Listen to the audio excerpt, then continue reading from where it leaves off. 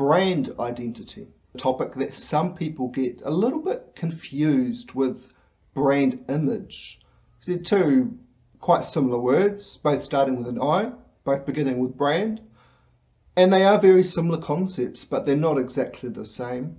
The difference being the brand identity is the customer's perception of what your brand stands for, and the brand identity is trying to create that perception of what your brand stands for. So all the strategy around your brand, what it's going to look like, what customers you're going to focus on, blah, blah, blah. You create an identity around your brand, you put it out there with marketing and advertising, all that kind of thing. Customers see it, they remember your ads from a billboard or TV, it might be Facebook ads or whatever. It's creating a perception in their mind of what your brand stands for, what value you provide your customers. All these different associations come into a customer's mind, and that's, I guess, the difference. I just mentioned associations. So brand associations, there's two sides to look at this. Firstly, from the brand, they're trying to create associations. So for Nike, fit, might be the first one that comes to mind, or basketball, if you're a basketball follower. And if you're a runner, it might be running, but definitely in that sports and fitness niche. And then if you look at Apple, the associations you have with Apple might be technology, premium brand, cool or trendy. There's a phase where it was really cool. Everyone had an iPhone. If you didn't have an iPhone, you had a sheep phone basically. But that perception's kind of changed a little bit. And now you might associate expensive with Apple. Well, I do. I'd never buy Apple, really, or I've had one or two products, but because I had to have it because apps that I was using for business were made for that platform. But you're trying to create a perception essentially through having associations with your brand, but then customers are going to perceive those associations in their own way, and they're also going to associate previous experiences with your brand or products.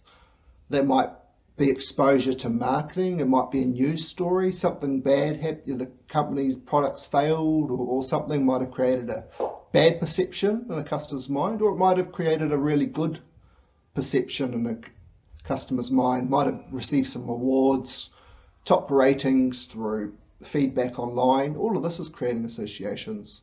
Some of it's from the brand, the advertising and marketing, but some of this is word of mouth from friends and our own perception of what a brand stands for. These associations are really the core for the brand identity and a brand image. Because the brand image is a perception, we want those two to align as much as possible. If our marketing is putting a certain idea out there that we're really high quality, leading edge technology, blah, blah, blah, but then the experience that customers actually have might be cheap, really basic features. If the brand image doesn't stand up to the brand identity created by the business, if it doesn't align, customers aren't going to trust that brand very much. It's going to be not very credible, which is the next point here. We're trying to create credibility, which creates trust. If a customer trusts our brand, they're more likely to purchase it.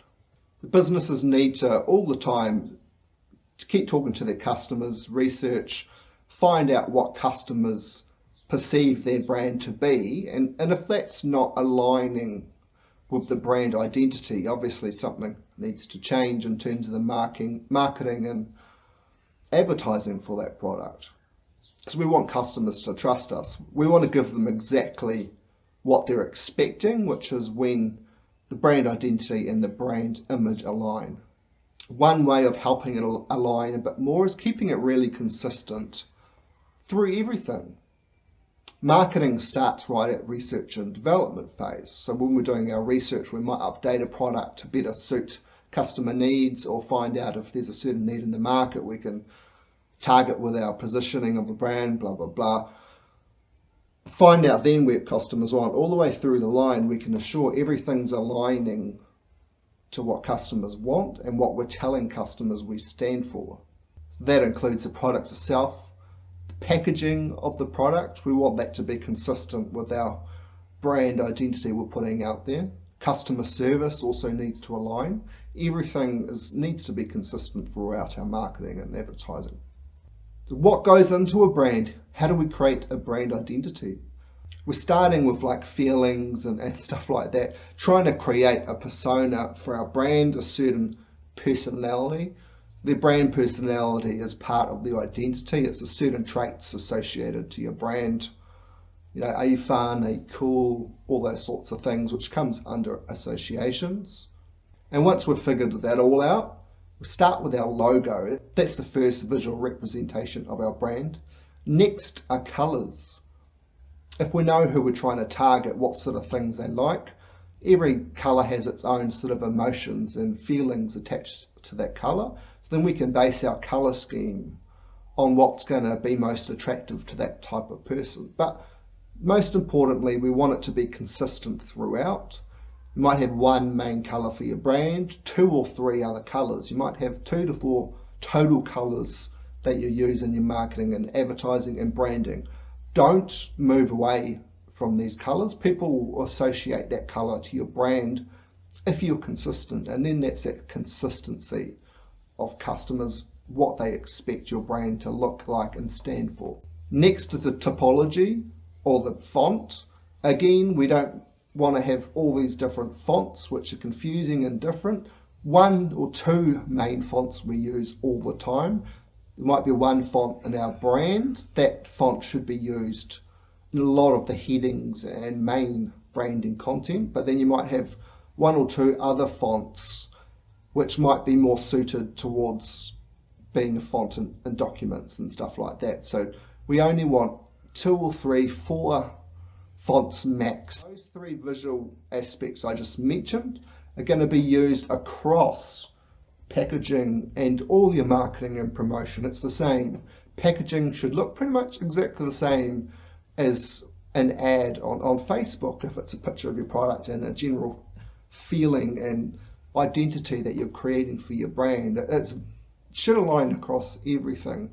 Some businesses make a totally different ad and it has a different look every time they create a promotion, and then sometimes you don't even realize who the brand is. It just looks completely new. But if it's the same colors, fonts, your logo is easily recognizable, instantly without reading it they know that it's you. So it's creating that uniform branding across everything.